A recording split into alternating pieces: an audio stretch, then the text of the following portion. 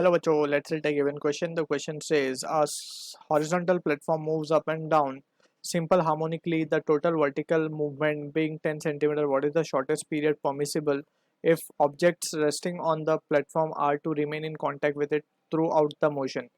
Take G as 980 centimeter per second square. So, to understand the question, we need to understand about the condition of SHM for a particle to perform SHM and also about the equations of SHM. So यहाँ पे अगर हम बात करें for a particle to perform SHM, necessary condition is F is equals to minus kx, where F is what the restoring force and x is the displacement, right? अगर कोई भी particle है, let's say for example it is performing SHM and it is moving, let's say it has been displaced uh, x from the mean position, so इसके ऊपर एक restoring force लगेगी that will try to bring this particle back on the mean position, right? So यहाँ से हम देख सकते हैं कि जितना ज़्यादा ये x होगा उतना ही ज़्यादा ये force होगा and यहाँ पे जो k है that is known as the SHM constant. For different cases it is different. अगर यहाँ पे spring लगा के हम इस block को खींचते तो यहाँ पे k की जगह spring constant आ जाता, right? So spring would have restored this block. लेकिन यहाँ पे अभी कुछ और चीज़ होगी तो कुछ और चीज़ की वजह से जो भी कांस्टेंट होगा वो value we can keep it over here. So हमेशा एक्सप्रेशन इसी टाइप का होगा SHM का, ठीक है? So that we need to be careful. अब यहाँ पे ऑल्सो वी कैन सी कि अगर हम इस एक्सप्रेशन को थोड़ा फर्दर रिजॉल्व करें सो हम यहाँ से देख सकते हैं कि हम क्या लिख सकते हैं. M A by Newton second law of force is mass into acceleration, that can be written as minus K X, right? तो यहाँ से हम देख सकते हैं एक ही वैल्यू को हम लिख रहे हैं माइनस के बाई एम इंटू एक्स. अब ये जो k बाय एम है इसको हम एक नया टर्म देते हैं omega square, that is angular frequency square into x. So this is the term that we need to keep in mind. ये है एक्सेलरेशन का इक्वेशन हमारे for a particle to perform SHM, right? So यही expression या तो ये follow हो या ये फॉलो हो, ये दोनों इंपॉर्टेंट कंडीशन है for particle to be in SHM, right?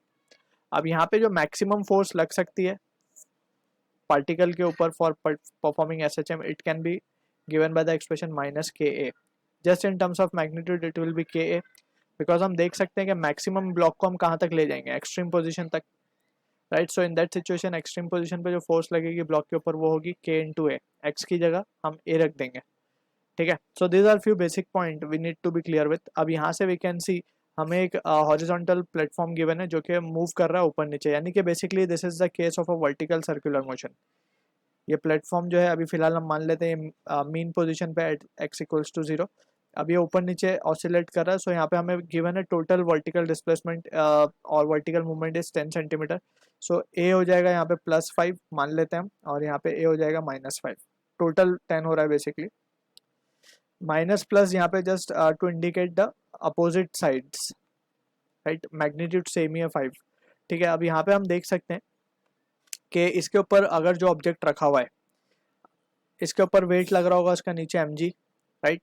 अब इसके ऊपर जो मैक्सिमम फोर्स ऊपर की तरफ लग सकती है, अगर ये प्लेटफॉर्म नीचे जा रहा है तो इसके ऊपर की तरफ एक फोर्स लग रही होगी जिसको हम कहेंगे के एक्स, राइट? अब ये x मैक्सिमम कब होगा, जब के ए हो जाएगा, right? In that situation K X की जगह हम क्या लिखेंगे, के ए.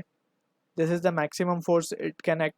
अगर पार्टिकल कॉन्टैक्ट लूज ना करे, for no contact lose we can say K A should be equals to M G. This is the necessary condition for we can say to remain in contact, है ना? ये important condition है, या फिर इसको हम इक्विलिब्रियम कंडीशन कह दें. सो यहाँ से हम देख सकते हैं we will be getting the value of K by M as G by A, right? And now we can see to calculate the time period हम लिख सकते हैं कि time period is nothing but it can be given by the formula 2 pi by omega. and omega को हम क्या लिख सकते हैं, from this expression हमने k by m को substitute किया था omega square, so omega can be written as under root k by m, right? so ये result आएगा 2 pi by under root of m by k, right?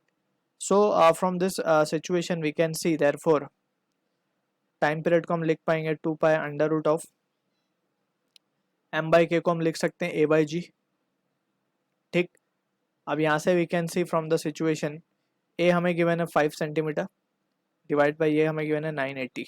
सो ये आ जाएगा हमारे पास 2 pi into 5 by 1. 980 will be 1 by 1 by 196 या 1 by 14 हम बाहर ले लेंगे, so it will be pi by 7, या फिर हम उसको लिख देंगे 3.14/7 and that will be equals to the value of time period which comes out to 0.448 seconds. So this is the answer to the question. I hope you understood the solution. All the best.